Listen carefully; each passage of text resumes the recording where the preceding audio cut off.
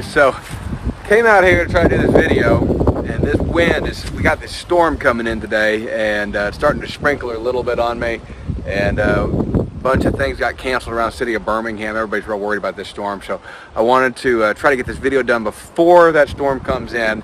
So what I wanted to talk about was soil fertility, and so that's why I really wanted to come out here and kind of show you guys this and give you an idea of what happens with soil fertility. So if I have to jump out of here and go back inside to redo this, you'll have to excuse that, but I came out here so that y'all could see what I'm talking about.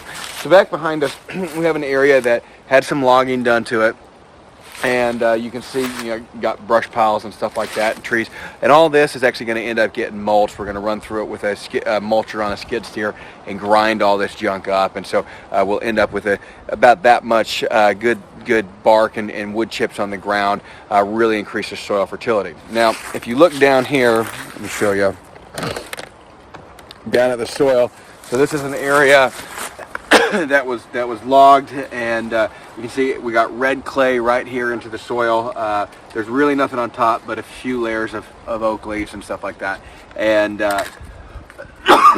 you can see we've got things like, I'm not actually sure what this is. I'm not a good enough botanist to know, but you get a lot of things like the broom grass, or broom sedge, you'll hear it called, sweet gums, and dog fennel. And all those kind of grow in real crappy soils, fairly acidic soils. So getting the pH changed a little bit to a little bit more neutral level on them is certainly beneficial. But so fairly acidic soils, but just really low fertility. Anytime you're seeing this red clay and that sand and stuff in there, you've got really low fertility.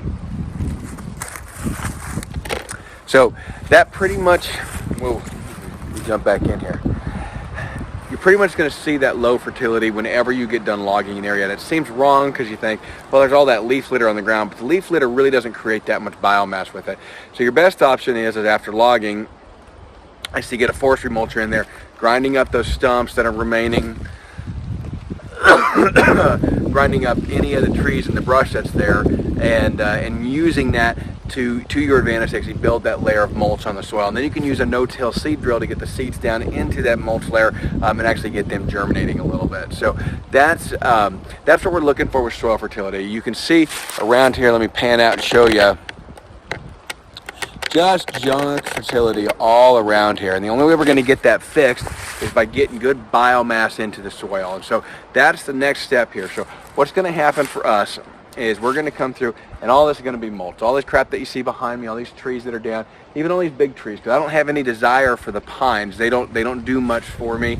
They don't provide any shade for the animals. They're really kind of worthless on the farm, and they don't make good firewood for us, and we have better lumber on the property. So we're going to take those and we're going to mulch them up and grind them all. Man, guys, I'm so sorry.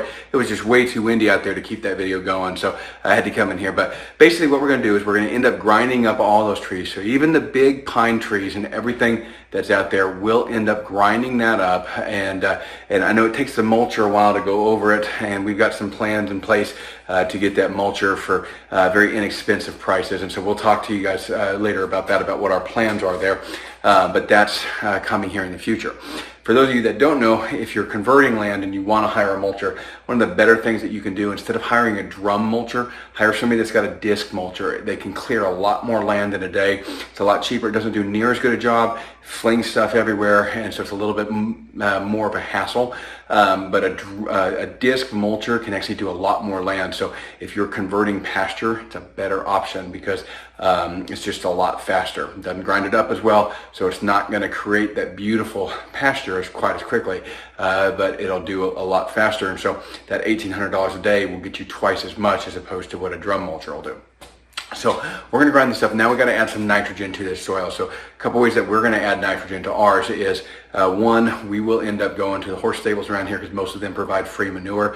Load it into a dump trailer and go dump it out and spread it out there on the pastures. I'm not going to use a manure spreader because as beneficial as that would be, spreading it load after load with the dump trailer as we go by the stables, and we can just leave the dump trailer there. They'll fill it up and call us when it's full. So it makes sense for us just to tilt the dump trailer up, drive forward a little bit, spread it out as much as we can, and then move on with life. So manure spreaders, we just don't own one yet, and they're too expensive to justify for the farm, so we'll end up just spreading it manually like that.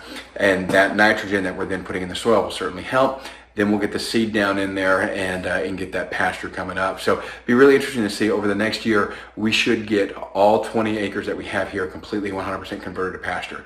That's our goal, and that's what I think we'll be hitting. So bear with us, and you'll see how we do that. Now we're going to use the pigs. The pigs will naturally spread out that manure. They'll root things up. They'll spread that carbon around on the soil a little bit more evenly, and so setting those areas up for pigs is very beneficial as well. So that's really what we want to look at with it, is how do we get fertility into the soil? How do we get more carbon mass into that soil and get that organic matter in there? One of the best ways is getting the mulching going. It is expensive. Buying wood chippers, if you've got small land, wood chipper can do a lot. But anyways, that's what I want you guys to see, is what the low fertility soil looks like. It's the stuff that you see when you see dog fennel coming out of it, you see broom's hedge, you see sweet gums. That soil has crappy fertility. So keep that in mind when you guys are going forward, looking at land to buy, that if you're seeing a lot of that stuff, you're gonna have to spend some time repairing the soil and getting it to be something that's a little bit more productive. Thanks again for watching, guys. I really appreciate it. Again, I'm sorry about the noise there at the beginning of the video, but we will see y'all on Saturday. Thanks.